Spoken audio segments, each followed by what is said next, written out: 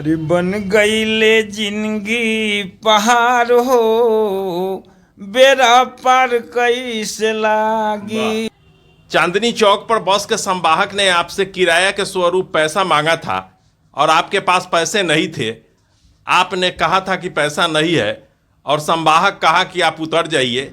स्वाभिमान का परिचय देते हुए आप चांदनी चौक पर उतर गए थे और 30 किलोमीटर पैदल चलकर रात में आप मोतीपुर पहुंचे और अपने किसी रिश्तेदार के यहाँ रात्रि प्रवास किया और कल होकर के आप घर पहुंचे। क्या ये बात सही है? जी जी ठीक सही है, बिल्कुल सही। नमस्कार, आप देख रहे हैं आयुष्मान न्यूज और मैं हूं आपके साथ दिलीप भारती।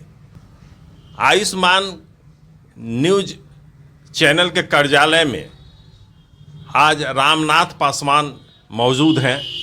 रामनाथ पासवान इन दिनों सोशल मीडिया पर बड़ी तेज़ी से वायरल हो रहे हैं। इनकी भोजपुरी कविताएं लोग बड़ी चाव से सुन रहे हैं और लोग इनकी रचनाओं से प्रेरणा ले रहे हैं। तो रामनाथ जी, आपका हमारे कार्यालय में स्वागत है। आपके संदर्भ में एक जानकारी मिली है कि आप ईमान और विचार के बड़ी धनी लोग हैं। वर्ष 2010 के दशक में आप मुजफ्फरपुर से साहेबगंज के लिए चले थे और बस की यात्रा शुरू की थी। चांदनी चौक पर बस के संवाहक ने आपसे किराया के स्वरूप पैसा मांगा था और आपके पास पैसे नहीं थे। आपने कहा था कि पैसा नहीं है और संवाहक कहा कि आप उतर जाइए।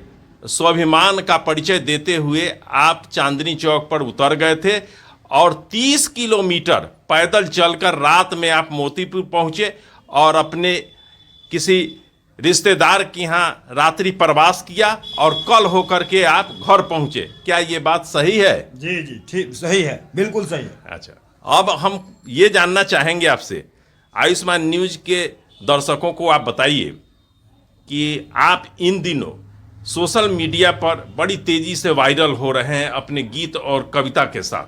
भोजपुरी की सेवा आप लंबे समय से करते आ रहे हैं।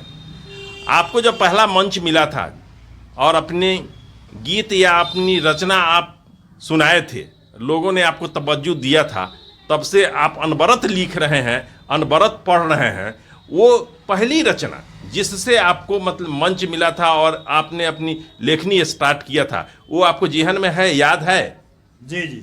हम चाहेंगे कि हमारे दर्शक को उस रचना से मतलब कि वाकिफ कराइए। हमारा नाम है रामनाथ पासवान है, घर खोड़ी पाकर है, बी कल्याण पंचायत है। और हम चाहते हैं कि समाज में जो अंधविश्वास है, जातिवाद है, ढोंग ढकोसला है, समाज से ख़त्म हो और लोग जो है सो अंधेरे से निकले, प्रकाश में आवे, लोग समझे सही चीज़ों को। हम चाहते हैं कि आंख मूंद कर किसी चीज़ को विश्वास नहीं करें और सबसे पहले जाने तब किसी चीज़ को माने। आज समाज में जो सामंतवादी लोग हैं और नहीं चाहते हैं समानता, चाहते हैं जो दलितों को दबा करके रखने का। हम चाहते हैं कि समाज में जो अंधकार है, जो रोशनी हो, उसी हिसाब से हम पढ़ते हैं और लिखते हैं। शुरू में हमने जो किस तरह से आज हम लोग जो वायरल हुआ है वो डाइन वाला कविता है, जो किस तरह से एक तरफ आदमी चांद पर जा रहा है, डंका विज्ञान का डंका बज रहा है, और दूसरे तरफ ये क्या माने दूसरे तरफ आज भी अंधविश्वास है, ढोंग ढकोसला है, आज भी टोना टोटका में लोग और छुआछूत अभी भी आज भी के दौर में भी है। इसी पर हमने जो है सो कविता लिखा है और यही वायरल हुआ है। और शुरू के दौर में जो है सो हमने एक भोजपुरी में जो लिखा था और उसके बाद से लगातार वही सुनाइए जो आप प्रारंभ में लिखे थे। अरे बन गईले जिंदगी पहाड़ हो, बेड़ा पार कैसे लागी। बन गईले जिंदगी पहाड़ हो, बेड़ा पार कैसे लागी। पार कैसे लागी, बेड़ा पार कैसे लागी। बन गईले जिंदगी पहाड़ हो, बेड़ा पार कैसे लागी। त घर में न आटा न सतुआ पिसान, दुलम हो गल रोजी रोटी जहान, ऊपर से महंगी के मारो बेरा पर कैसे लागी, बन गईले जिंदगी पहाड़ो बेरा पर कैसे लागी।